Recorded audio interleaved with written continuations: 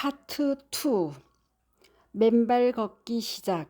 맨발 걷기 이렇게 하세요. 01. 맨발 걷기 나에게 맞는 최적의 장소는? 맨발 걷기는 어디서 하는 것이 가장 좋을까요? SNS 댓글로 가장 많이 받는 질문입니다.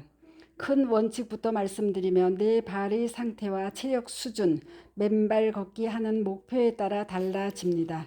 맨발 걷기를 할 때 가장 중요한 것은 내가 어떤 바닥을 선택하느냐입니다. 바닷가 모래사장 같은 곳은 좀 오래 걸어도 괜찮겠지만 숲길에서 맨발로 트레킹을 오래 하면 초보자는 굉장히 힘들 수 있습니다. 그래서 지금부터는 맨발 걷기가 처음이거나 체력이 약한 분들을 위해 안전한 가이드를 해드리겠습니다. 맨발 산책 난이도가 가장 낮은 단계부터 알려드릴 테니 처음 하시는 분들은 순서대로 적응해 나가시면 좋겠습니다. 바닷가 모래사장. 맨발로 촉촉한 바닷가를 걷는 게 가장 좋습니다. 물이 있고 또 소금기가 다양한 미네랄이 포함된 바닷물은 전자가 잘 흐를 수 있는 최상의 환경이죠. 바닷가 모래사장은 다칠 염려도 별로 없어서 최상의 맨발 걷기 환경이라 할 수 있습니다. 물론 바닷가 물에 적지 않은 마른 모래사장도 좋습니다만 발이 푹푹 빠지면 생각보다 힘이 많이 들어서 오랫동안 맨발 걷기를 하기 어려운 일도 많습니다. 바닷물에 젖어서 약간 단단해진 바닷가 모래사장은 최고의 맨발 걷기 장소입니다. 바닷가에 사시는 분들은 정말 환상적인 환경에 사시는 셈이죠. 황토길. 맨발 걷기 난이도 두 번째는 황토길입니다. 황토길은 촉감도 매우 좋고 접지도 잘 됩니다. 다만 물기가 너무 많으면 미끄러지기가 쉽습니다. 그래서 균형 감각이 떨어지는 분은 주의하셔야 합니다. 나이가 많거나 몸이 불편하신 분 중에서 특별히 균형 감각이 떨어지신다면 맨발 걷기 초기에 황토길을 걷는 것은 추천하지 않습니다. 물론 균형 감각에 이상 없는 분에게는 정말 좋은 맨발 걷기 장소라 할 수 있습니다. 잔디밭. 셋째는 잔디밭입니다. 특히 비 오는 날 잔디밭은 제가 가장 좋아하는 맨발 걷기 장소입니다. 저는 비가 오는 날 또는 비가 온 뒤의 수성못 잔디 광장을 무척 좋아합니다. 접지도 잘 되지만 발바닥을 간지르는 그 느낌이 참 좋습니다. 잔디와 장난을 치는 것 같은 느낌 때문에 저는 잔디밭을 좋아합니다. 물론 공식적으로 잔디밭을 보호하느라 금지해 놓은 곳은 피해야겠죠. 잔디밭을 말씀드리면 해충 같은 것, 특히 가을철에는 쯔쯔가무시와 같은 급성 감염병을 걱정하시는 분이 있습니다. 주로 풀밭에서 작업을 한다든지 한자리에 가만히 앉거나 누워서 오래 머무르면 해충에 물릴 가능성이 높아집니다. 그러나 걸어 다니면 물릴 확률이 낮아집니다. 희박한 확률이지만 그게 너무 걱정이 된다면 잔디밭에서는 맨발 걷기를 안 하시는 게 좋습니다. 꼭 잔디밭에서 하라는 법은 없으니 불안감을 억눌러 가면서 억지로 맨발 걷기를 할 필요는 없습니다. 맨발 걷기는 그 자체의 운동 효과도 있지만 심신의 평화를 위해서도 좋은 건데 이렇게 불안하고 조마조마한 마음으로 맨발 걷기 하는 것은 그렇게 바람직하지 않다고 생각합니다. 네 번째는 모래사장입니다. 여기는 제가 자주 가는 대구 앞산 공원의 고산골입니다. 고산골 입구에는 공룡공원이 있습니다. 대구시에서 몇 년 전에 만들었는데 아이들과 부모님들이 많이 찾는 명소가 되었습니다. 공룡 화석을 모래 속에 묻어놓고 이걸 찾는 재미도 있습니다. 이런 공원이 아니라도 학교 운동장 구석에 있는 모래사장이나 아파트 놀이터에 있는 모래사장도 좋습니다. 특별히 모래사장 아래에 시멘트나 콘크리트로 바닥을 만들어 둔 것이 아니라면 대부분 접지가 잘 되리라고 생각합니다. 면역이 약한 분들도 다칠 염려가 없이 안전하게 맨발 걷기를 하실 수 있습니다. 혹시라도 모래사장 안에 위험한 물질이 숨어 있다면 한 바퀴 돌면서 조심스럽게 탐색해 보고 치운 후에 하시면 더 안전하겠죠. 흙길. 다섯 번째는 흙길입니다. 흙길에는 마사토가 함께 깔려 있는 곳이 많습니다. 학교 운동장이나 공원 산책로에는 주로 흙 바닥에 마사토를 같이 깔아둔 곳이 많습니다. 흙길은 어떤 흙을 쓰는가에 따라 바닥의 거친 정도가 무척 다양합니다. 마사토는 모래처럼 고운 것도 있지만 작은 자갈처럼 거친 곳도 있습니다. 아주 부드러운 흙길로부터 자갈이나 모래가 섞여 있는 흙길도 있기 때문에 자기 발바닥의 두께나 자신의 맨발 걷기 이력, 체력 수준에 맞게 적당한 흙길을 선택하시면 되겠습니다. 시냇물이나 강물이 흐르는 곳.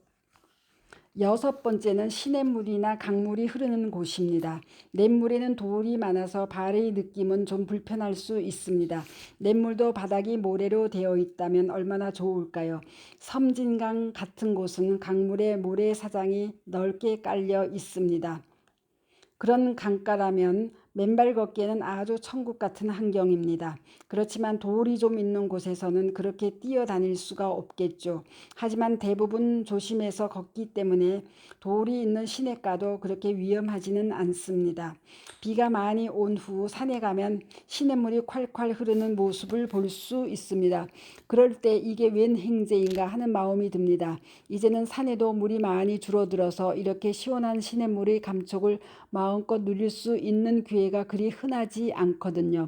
1년에 몇 번 안 되는 귀한 기회이니 비가 많이 온 다음 날에는 가까운 산에 가서 시냇물에 발을 한번 담가 보시는 것도 좋겠습니다. 숲길. 일곱 번째는 숲길입니다. 나무가 있는 숲길에는 낙엽도 있고 크기가 제각각인 돌들도 있습니다. 나무 뿌리가 튀어나온 곳도 있어서 바닥이 굉장히 다채롭습니다. 낙엽이나 나무가 깔린 숲길에서는 원칙적으로 접지가 되지 않습니다. 그러나 바닥이 낙엽으로만 완전히 다 덮여있는 그런 길은 별로 없습니다. 낙엽들이 흙과 함께 뒤섞여 있기 때문에 숲길도 대체로 접지는 잘 됩니다. 저는 맨발로 걸은 지가 꽤 오래된 데다가 발바닥도 좀 두꺼워서 트레킹 할 때도 그냥 맨발로 하고 있습니다. 그 다채로운 자극을 통해 세상의 온갖 감각을 맛보는 경험이 제게는 무척 소중합니다. 산길. 마지막은 산길입니다. 산길은 숲길과 바닥 그 자체의 성질은 비슷하지만 경사가 있으므로 발목의 힘이 좋지 않다면 어렵습니다. 산길이라도 경사도에 따라서 난이도가 다를 수 있습니다. 숲길을 1시간 이상 걸어도 괜찮으신 분들이라면 산길도 도전해 보실 수 있습니다. 산을 올라가면서 맨발로 땅으로부터 올라오는 모든 감각과 친숙하게 되면 자연의 일부가 되어 내가 사라진 것 같은 느낌을 받을 때도 있습니다. 그러나 발목이 약하거나 면역이 낮은 분들이라면 산길은 추천하지 않습니다. 자칫 잘못하면 상처가 생기거나 다칠 수도 있기 때문입니다. 02. 맨발 걷기의 속도. 어떤 분은 천천히 걸어야 된다고 하고 어떤 분은 땀이 날 정도로 빨리 걸어야 한다는데 뭐가 맞는 걸까요? 걷는 시간이 중요할까요? 아니면 걷는 속도가 중요한가요? 이렇게 묻는 분들이 많습니다. 속도에 따라 발이 바닥에 닿는 부위가 달라져요. 일반적으로 맨발 걷기를 하면 신발을 신고 걸을 때보다 걷는 속도가 느려지는데 이것은 자연스러운 것입니다. 발이 활발하게 운동하면서 발 뒤꿈치의 지방층과 족저근막, 풋, 코, 오 근육들이 신발의 쿠션 역할을 대신하기 때문입니다. 원래는 이렇게 내 발의 각 부위가 제 역할을 하는 것이 자연스러운 일이건만 그동안 신발이 더 자연스럽게 여겨진 것은 안타까운 일입니다. 비록 사회적인 환경 때문에 어쩔 수 없이 신발을 신는 상황이 많지만 신발이 발을 과잉 보호하여 발의 기능을 망치는 일을 방치하면 안 됩니다. 오랫동안 제 역할을 못하던 발이 제대로 기능할 때까지는 신발이 알아서 충격을 흡수할 때보다 아무래도 걸음걸이의 속도가 느려질 수밖에 없습니다.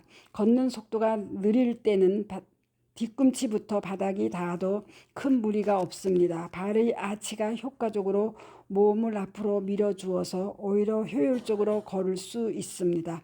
그러나 속도가 빨라진다면 이야기가 달라집니다. 속도가 빠르면 발 뒤꿈치에 가해지는 충격이 훨씬 커집니다. 발 아치의 도움을 받아서 효율적으로 걷는 이득에 비해서 발 뒤꿈치의 충격이 골반과 척추까지 영향을 주므로 손해가 더 큽니다. 그러니 속도가 빨라질수록 발이 바닥과 닿는 곳은 뒤꿈치에서 앞꿈치로 옮겨가야 합니다. 속도가 빠를수록 좀 더 사뿐사뿐하게 바닥을 딛는 것이 좋습니다. 바닥의 단단한 정도에 따라 발이 바닥에 닿는 부위가 달라져요. 맨발 걷기를 할 때 바닥이 딱딱할수록 발 뒤꿈치보다는 앞꿈치로 딛는 편이 좋습니다. 그러나 맨발 걷기를 처음 하는 분 중에는 발과 다리 근육이 약한 분이 많아서 앞꿈치로 걷기가 쉽지 않습니다. 그럴 때는 속도를 더욱 늦추셔야 합니다. 발 전체가 바닥에 닿는다 하더라도 쿵쿵 걷지 말고 조금 더 가볍게 걷는 것이 좋습니다. 그래야 발에도 충격이 덜하고 허리나 골반에도 충격이 덜합니다. 모래사장이나 황토와 같이 바닥이 부드럽다면 걷는 방법이 크게 문제가 되지는 않습니다. 그러나 마사토나 산길, 학교 운동장 등 바닥이 딱딱하다면 발바닥이 땅에 닿는 느낌에 좀 더 집중해야 발 뒤꿈치가 바닥에 세게 부딪히지 않도록 나비처럼 사뿐사뿐 걷는 것이 좋습니다. 특히 발이나 발목, 무릎, 골반이나 허리에 통증이 있는 분들이라면 더욱 주의해서 걸으시기 바랍니다. 간단히 말해 바닥이 딱딱할수록 그리고 걷는 속도가 빨라질수록 발 뒤꿈치보다는 앞꿈치로 다녀야 합니다. 발 전체가 닿는다 하더라도 조금 더 사뿐사뿐하게 걸으시면 충격을 최소화하고 안전하게 맨발 걷기의 자유로움을 만끽할 수 있습니다. 맨발로 걸을 때 발이 땅에 닿는 요령을 정리하면 다음과 같습니다. 맨발로 걸을 때 속도가 느리거나 바닥이 부드러운 경우에는 평소와 같이 뒤꿈치가 먼저 바닥에 닿아도 됩니다. 이럴 때 맨발 걷기의 목표는 명상과 같은 상태에서 안정감과 평화로움을 만끽하는 것입니다. 자율신경 중에서 부교감신경을 활성화하여 스트레스를 줄이고 온몸에 휴식을 가져다주는 효과가 있습니다.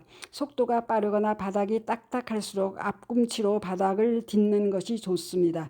이때는 맨발로 운동 효과를 누리는 것이 목표가 될 것입니다. 풋, 코어 근육과 장단지 근육, 허벅지와 엉덩이 근육까지 강화하는 효과가 있으며 온몸에 활력을 가져다 줍니다. 이때 자율신경계 중에서 교감신경계가 활성화됩니다. 맨발 걷기를 할 때 속도와 바닥의 딱딱한 정도가 중간이라면 발바닥 전체로 사뿐하게 걸으시는 것이 좋습니다. 지친 현대인에게는 휴식도 필요하고 활력도 필요합니다. 맨발 걷기를 할 때 속도와 바닥의 거친 정도를 감안하여 딛기를 적절하게 선택한다면 안정과 평화, 활력을 모두 얻을 수 있습니다. 감사합니다. 스토리양입니다.